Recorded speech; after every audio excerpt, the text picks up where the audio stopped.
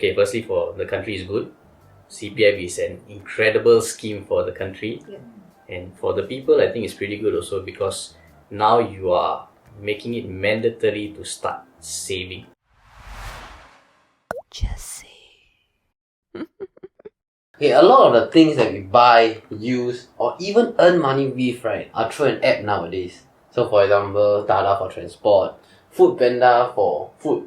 Okay, but since the start till now, right, the platform workers that are using this app to earn a living are drawing a salary with only some contribution to their CPF Medisave account. But recently, right, the government announced that this will change from 2024 onwards.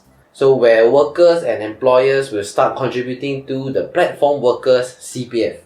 And the reason why they want this rule in place is to help support the younger workers, aged 30 and below, who are likely to have a plan for housing or already have a huge loan due to housing obligation, to now have a safer portion of money that they can pay off this loan with.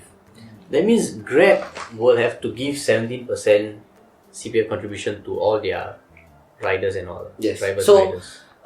yes. But then Wow. this will of course have its concern because it's gonna increase cost Then we, the poor consumer, when the Grab is so expensive, Exactly. we will kena.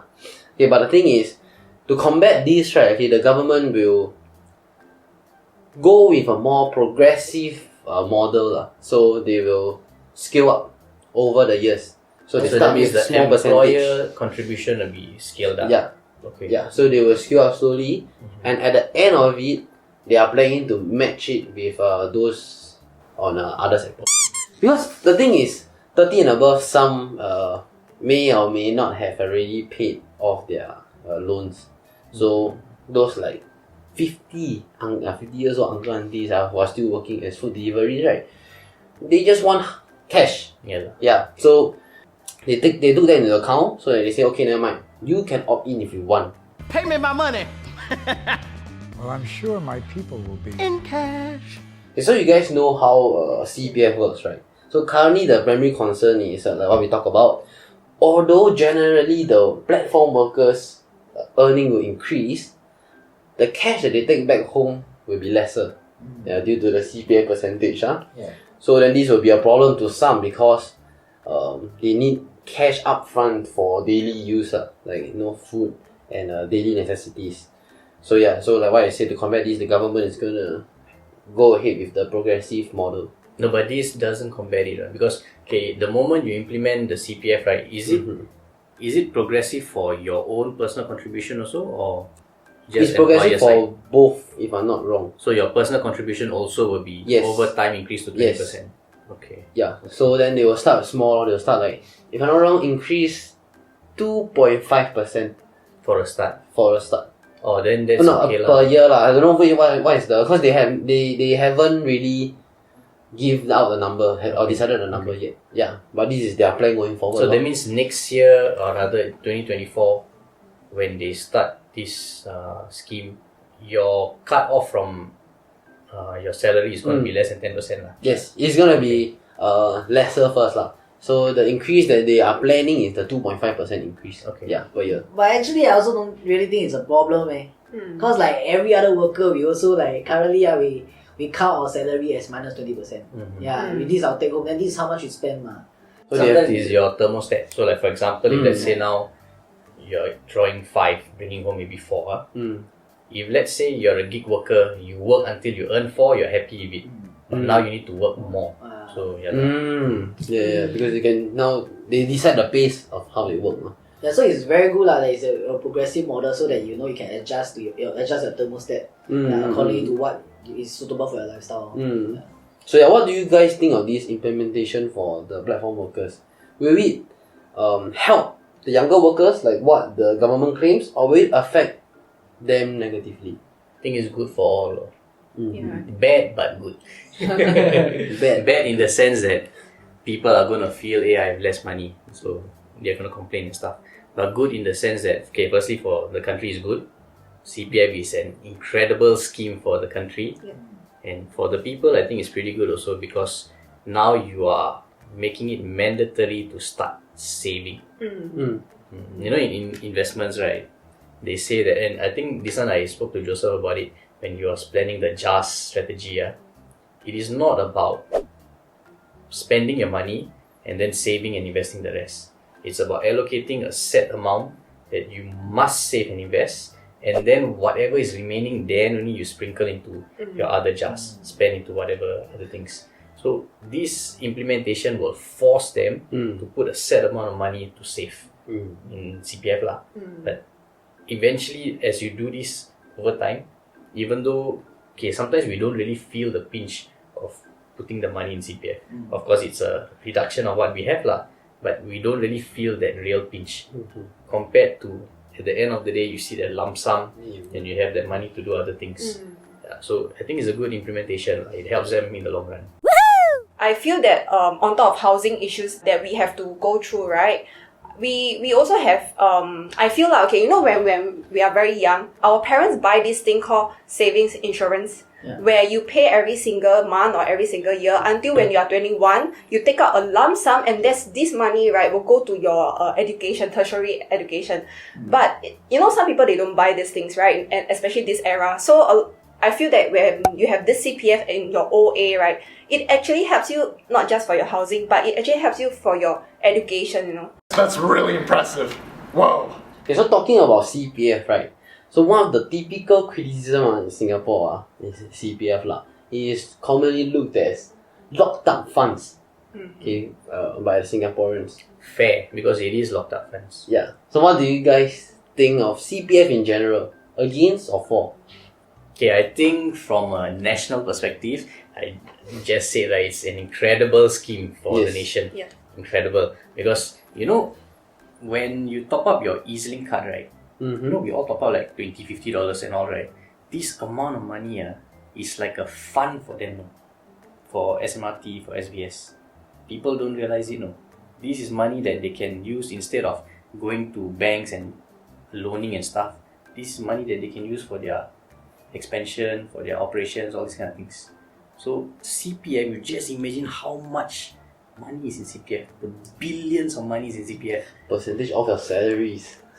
These are funds that the country can use to generate even more funds and stuff lah. So I think from that perspective, incredible. From the individual perspective, I feel if you don't have the financial literacy that you should have, CPF definitely helps you. Because if, let's say, you are the kind of person just like to spend, now you're forced to put money, forced to contribute lah, in a sense, to this fund. If you are financially literate, it may not do you that much of service. And the reason is this, because you are getting a certain interest on CPF. This interest is very minuscule compared to what you can possibly make if you know how to manage your money. Because, like, for example, there was a period where we were actively trading and stuff. We were making 25% plus per year. So this is like 10 times what CPF is able to give. You don't talk about like the financial instruments the bank give lah. Those are sometimes, depending on your risk and all, will be different. But if you invest in the market, or you know how to manage your money, whatever you can possibly make year on year is going to be way more than what CPF can give. So in that sense, the people who can manage their money well, they are having a disadvantage with this scheme. But of course, there's risk over here also. Let's say you go bust or whatsoever, then there's a chance of minusing lah. CPF is just slow, gradual increase. So I feel for the general population, it is a very good scheme that will help. For the people who are more financially literate, take it as your diversification. That's what I want to say. Actually, because CPF is a very safe instrument, it's actually guaranteed, right, by the government. If you put your money inside CPF, right, it is actually, you know, it's just you diversifying your portfolio, like buying like AAA grade bonds, basically. Yeah, like CPF, right, like the SA account and the MediSave account are giving you 4%, which beats the inflation rate every year.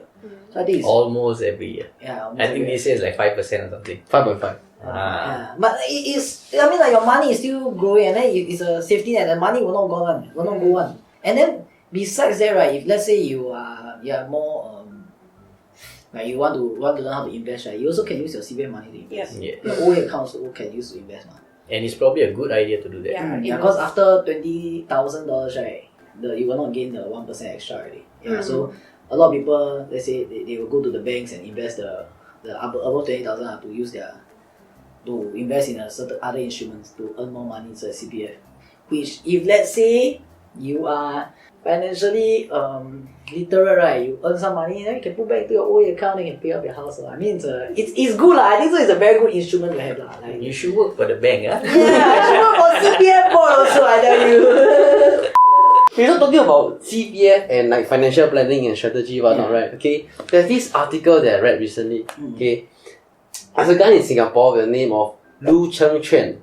Okay. He is the founder of 1M65 movement in Singapore. Okay, so have you guys heard of it? I heard. I got a read recently. It's a community lah. It's a belief system that you can reach 1 million in CPF by the age of 65. Yes. Okay, so basically, it's a financial strategy that allows people to take advantage of the funds in CPF. And with this strategy, like what you said, people have a higher chance of retiring with a combined CPF with your partner of $1 million by age 65. Okay, so Mr. Lu, right, and his wife not only accumulate $1 million in CPF, they achieved it by age 45. Oh, wow. Yeah, and then this shows that 1M65 is actually quite achievable lah. And How much were they earning at that time? They never really say, but if I'm not wrong, I think they put 130k inside. Okay. So they contribute more than what is required. Yeah, they contribute more lah. What is the strategy that they propose? Okay, let me share. This one I know. Okay, so basically, right, your special account and your Medisave account, right, both giving you a 4% returns. Okay, so the strategy is, right, you max out your MA account first because the cap is easier to reach. I think it's like 55,000 or so. I think so lah. So after you will reach there, right, so whatever your income that come in, right, because your income is 20%, will split to your MA account, your OA account, right. Whatever, right, will flow to your SA. So, right, and you will earn more also. So you next, right, is to cap your SA. Yeah, you cap your SA 4% already. So whatever flow, right, whatever more, it's at the cap already, right, whatever will go into your OA already. Yeah, you're earning more money in OA. And one thing, right, about your SA, your SA is also your retirement account, right.